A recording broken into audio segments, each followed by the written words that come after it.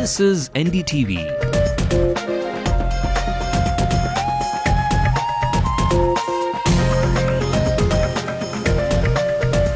And you're watching NDTV Hindu.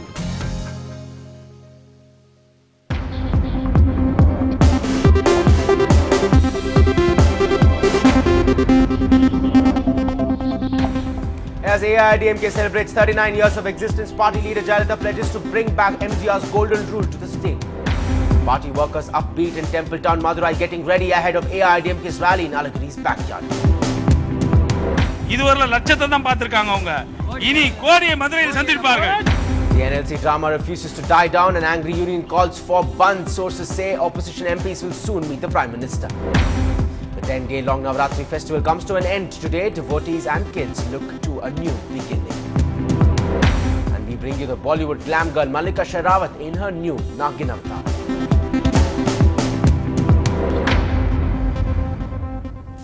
Hi there, you're watching News Tonight with me, Ramanathan. Those were the top stories of the day. A look at the stories making headlines across the nation. Suresh Kalmadi issues statement telling Sheila Dikshit to first look at corruption in departments under her, says I won't be a scapegoat. The BJP and JDU hit back at the Prime Minister's remarks on central funds not being used by the Bihar government. 10 people killed, 7 injured seriously in a stampede during Navratri celebrations at Durga Temple in Banka, Bihar. Leander Pace and his Austrian partner Jürgen Melzer win the Shanghai Masters, the Indian's 44th of his career. A top story, as the AIADMK, one of the strongest parties in Tamil Nadu, attempts a comeback, the partyman today observed its 39th anniversary. The party has had tremendous political power through the years and is now facing one of Tamil Nadu political history's biggest face-offs. Our political reporter Shabir Ahmed brings you the ups and downs of the AIADMK and the road ahead for its leader, former Chief Minister J. Jayalalitha.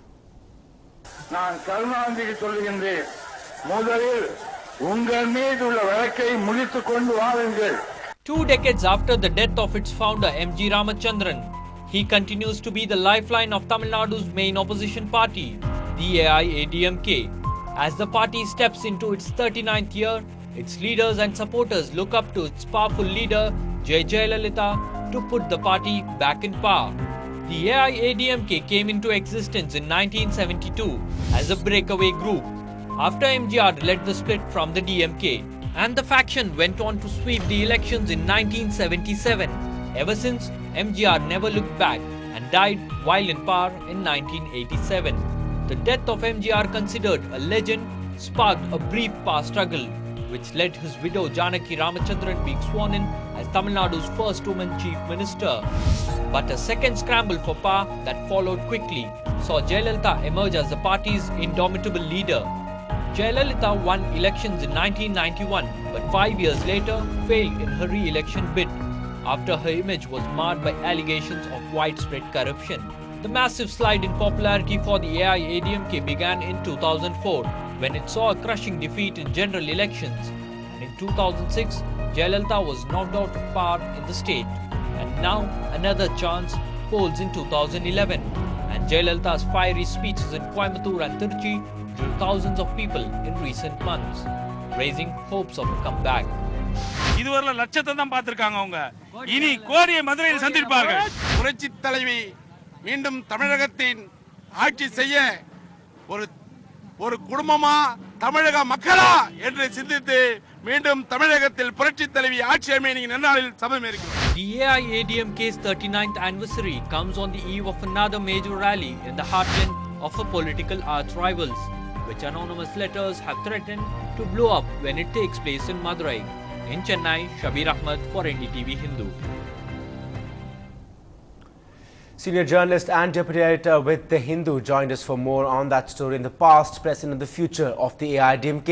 And he also says that these elections are perhaps the most important elections for the Dravidian parties since 1969. I believe that the 2011 general elections to the assembly is going to be the most crucial election ever fought after the 1969 elections in which the DMK came to power. I believe that the Dravidian parties first came to power in 1969 through the ballot, and now it's a very critical time for either of the Dravidian parties. If the most significant mistake that the AIADMK ever did was under Jayalalitha, when she decided to withdraw support to the Congress way back when the Congress was a minority government at the center. I think that is where the AIADMK went wrong, and ever since they have not had a representation in the cabinet in Delhi at all. So ever since it has been downhill for the AIADMK, they could not be part of any setup at the center, and the state also, they have not been part of anything, any scheme of things from the time that Mr. Karunanidhi has come to power in 2006. So we can see the general decline of the party without being in power, and the DMK being in power, and essentially all the leaders from the AIADMK, or most of the leaders, or the second line, literally vanishing from the AIADMK camp and moving on to the DMK camp. This is a very crucial time for the AIADMK. Right. It was very clear after the DMK snubbed the Patali Makkal Katchi and Dr. Ramdas that Ramdas did want to get back to the AIADMK, but because of the attitude of the AIADMK, it has virtually driven Pamaka out from the fold, and now it is trying to get back with the DMK. And look at the predicament that the communist parties and the left parties have absolutely no clue as to what to do at this point of time because of Jayalalitha's overtures to the Congress.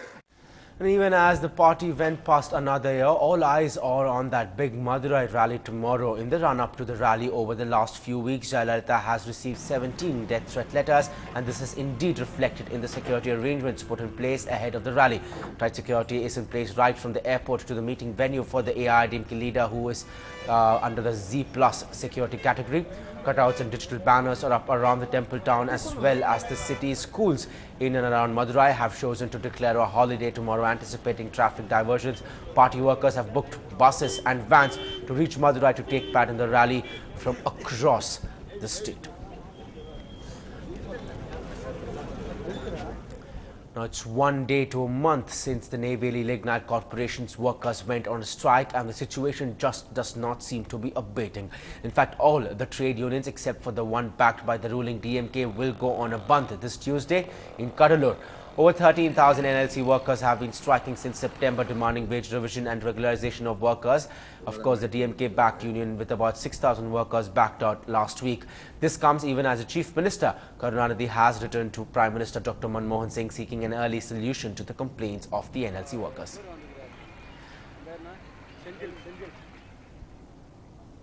Now, Minal Shah gets us the latest on that story.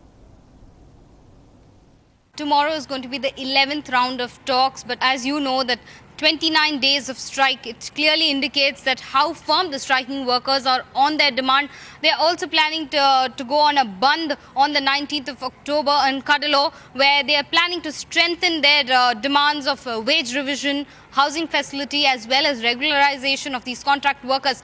Now, if you see that even MPs of the opposition are planning to meet the Prime Minister, that is what sources have been telling us. And also another factor is that they have also told us that they have written a mass telegram to the Prime Minister asking him to intervene in this issue and actually solve the problem. Well, moving on, tragic and shocking news coming in from the districts. A man allegedly murders a boy after attempting to rape the mother. Details are still emerging on that shocking story. Let's go across to Sam Daniel, senior correspondent with NDTV 24/7 for more details on that. Sam, what are you hearing right now? Where has this happened? Well, Ram, this has happened at a place called Kadayanallur in the Tirunelveli district of Tamil Nadu around 1:30 this afternoon. What we understand from the police is this man is a mentally challenged man living in that particular neighborhood, and he had knocked the door of this particular lady asking for some water. When she went inside, this man has barged in, locked the door, and tried to sexually assault her. She screamed immediately. At that point, he had stabbed her first and then killed that little 2-year-old boy. By then, lots of people had gathered around and this man escaped, but police was alerted. They nabbed him immediately and have now filed a case of murder, attempt to murder, and also trespass. But what local people tell us is that some time ago, this man had allegedly sexually assaulted another victim, but that was not reported to the police. And at this point, police are not able to either confirm or deny that. But as of now, he has been arrested. Ram. Right, Sam, thank you for joining us with the latest details on that sad story. Time for a short break, but up ahead, the battle is now between Suresh Kalmari and Sheila Dikshit on the corruption allegations in the Commonwealth Games.